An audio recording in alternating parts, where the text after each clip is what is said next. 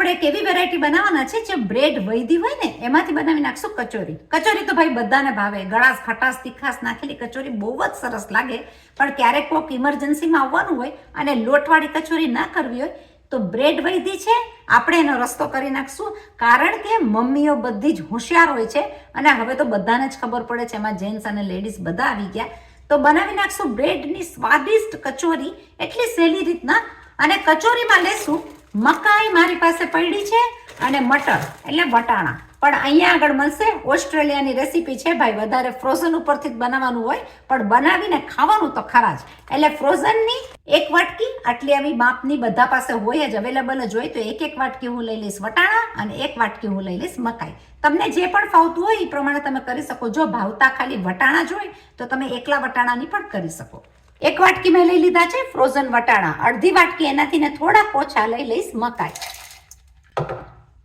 આ તમને ઇન્સ્ટન્ટ કરવું હોય તો તરત જ બહુ જ સરસ કચોરી થતી હોય છે. 2 લઈ લઈશ લસણની કળી. લઈ લઈશ એની અંદર જોઈતા પ્રમાણે મરચા. ઓસ્ટ્રેલિયાની અંદર આદુ ઘણી ફરે બહુ જ મોંઘું મળતું હોય છે, તો આવી રીતના પાવડર કરીને રાખેલો હોય તો બહુ સહેલું પડે. તો હું લઈ લઈશ 1/4 ચમચી જેટલું આદુનો પાવડર. ચીંચા ચોપરમાં એકદમ જ સરસ રીતના બધું જ ગ્રાઇન્ડ થઈ જતું હોય છે. આ મિક્સ કરીને આપણે કરી નાખશું એનો મસાલો. ચલો, ગરમ પેનની અંદર આપણે લઈ લીધું છે 2 ટેબલસ્પૂન જેટલું તેલ અને 1/4 ચમચી જેટલી જીરું. ઘરના દવાખાનાનું મસાલો આપણી પાસે છે રેડી. 1/4 ચમચી જેટલી હિંગ. લઈ લેશું આપણે ગ્રાઇન્ડ કરેલો મસાલો. તમે જોઈ શકો ચોપરમાં કે ગ્રાઇન્ડરમાં કરેલો મસાલો એકદમ જ સરસ રીતના ગ્રાઇન્ડ થઈ ગયો છે. એક રસ લઈ લઈશું બધું એની અંદર. તાપને કરી નાખશું સ્લો. મસાલાની અંદર લઈ લઈશું 2 ટીસ્પૂન જેટલું સૂકું ટોપરું. લઈ લીધું છે માપથી મીઠું,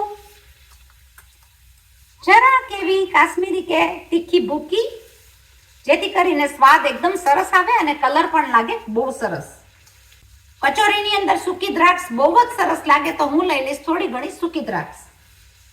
1/4 ચમચી જેટલી લઈ લઈશું ખાંડ. 2 પિંચ જેટલું તજ લવિંગનો ભૂકો.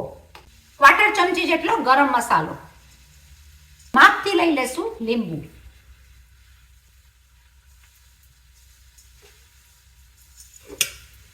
કરી નાખશું બધી વસ્તુને મિક્સ. મસાલાની અંદર ટોપરું, ખાંડ, ગળાશ, ખટાશ બધું નાખવાથી બહુ જ સરસ લાગે અને કોપરાનો ભાગ હોવાથી એ તરત જ એનું મોઇસ્ચર લઈ લેશે.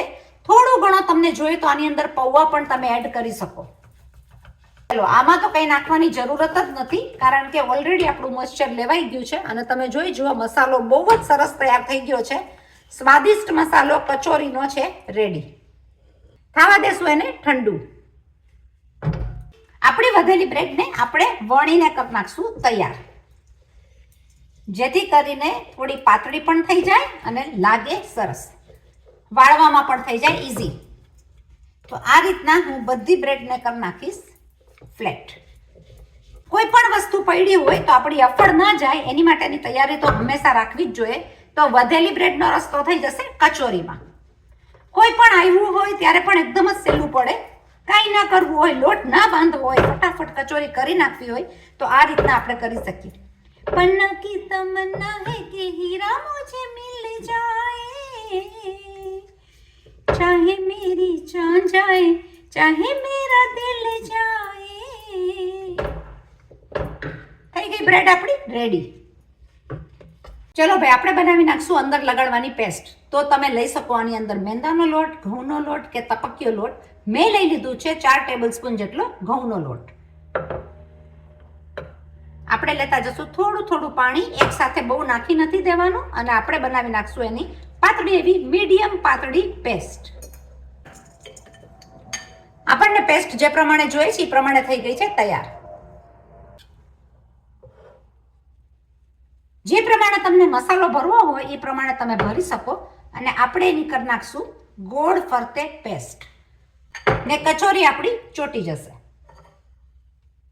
લઈ લેશું એના પર બીજી.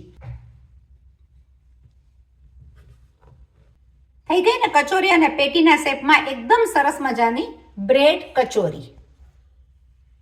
દબાવી દેશું એને બધી બાજુની સાઈડ ઉપરથી. આવી આવી જ રીતના બધી જ લઈ લેશું કચોરી 1 by 1.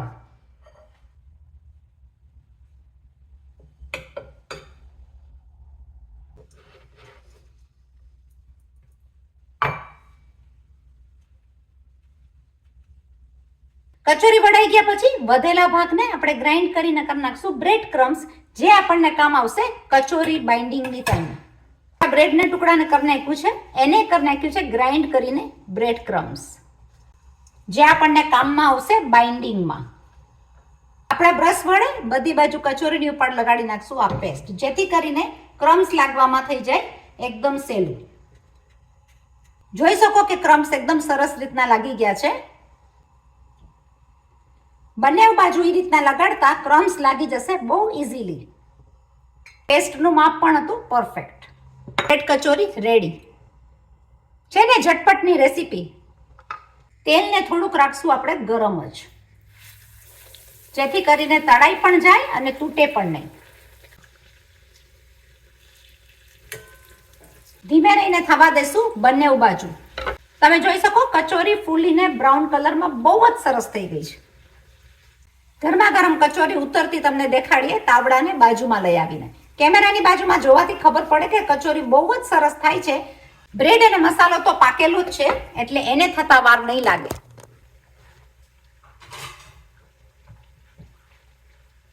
થઈ ગઈ ને જોત જોતામાં તૈયાર અને છે ક્રિસ્પી. આપણે જોઈએ હાથમાં લઈને,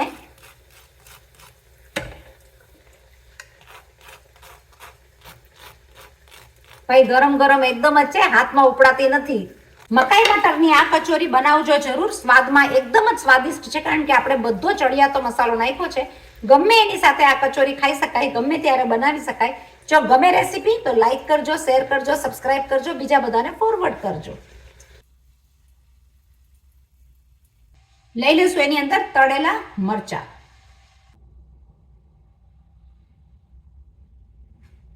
તમે એને ડેકોરેટ કરી શકો ખાટી મીઠી ચટણી જોડે સરસ મજાનું ઘરનું દહીં કે લીલી ચટણી, નહીતર સોસ સાથે પણ, અને ખાવાની આવી જાય મજા. થોડો એવો સ્વાદિષ્ટ મસાલો એની ઉપર.